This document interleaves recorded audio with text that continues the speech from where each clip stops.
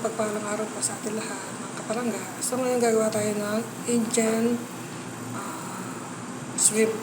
So yan, nagahanda tayo ng shrimp. Nilinis na natin, natin siya sa gitna.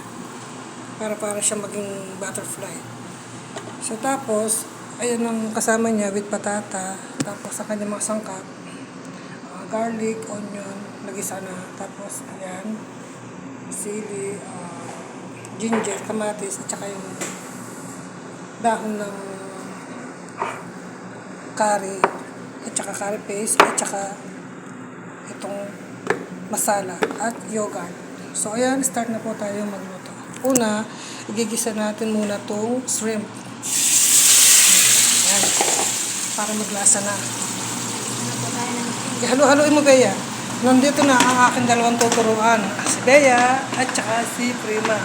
Dalawa na ang aking estudyante. So ayan, iluluto na ni Bea. So hinati po natin ng parang butterfly. So ayan po, pag okay na siya, yung medyo orange na, luto na yung loob niya, isi-set aside na natin siya dito. Doon na tayo mag-start na mag-gisa. Tapos yung patata, naka-air fryer pa para maluto na siya sa air fryer. Pag maluto na rin, i-mix ko na lang siya dito. So ayan, sinet aside na natin yung shrimp. So mag-start na tayo mag-isa. Ayan, lagyan na tayo ng mantika. So ayan, luto na yung kamatis natin. Paluto na. So ilagay na natin yung laurel, tsaka yung cardamom, tsaka yung cinnamon. Nandito na ang cinnamon. Ayan, sige. Isunod na rin natin ilagay yung curry paste. Sunod curry paste. Pasta, pero nasaan ang Sahog. Ayan, hinalo-halo na ni Bea. Tawan-tawa pa habang nagluluto.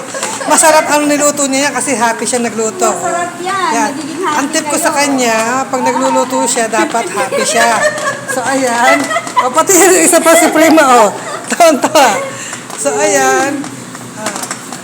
Lagyan na natin ang Ilalagay na natin yung sili. Laurel. Ay, hindi. Curry leaves. Curry leaves. Tapos, isusunod na natin itong ating sabari. Yogurt. So, ayan, nilagay na natin yung yogurt. Nilagay ko 3 po. Halu-haluin yung Bea hanggang sa matunaw yung yogurt. Sige lang. Tapos, lagyan na natin ng asin. Asin. Paminta. Pampasarap. Ayan. Kung may Lalagyan ng Arabic baharat. masala spices. powder. Masala powder. Sa powder, lalagyan ko na rin ito sili. Lalagyan na rin natin siya ng liquid na gatas. Ayan. Para meron siyang konti sabaw. Lagyan po natin ang liquid. So, ayan na ang ating salsa ng ating Indian curry shrimp with patata.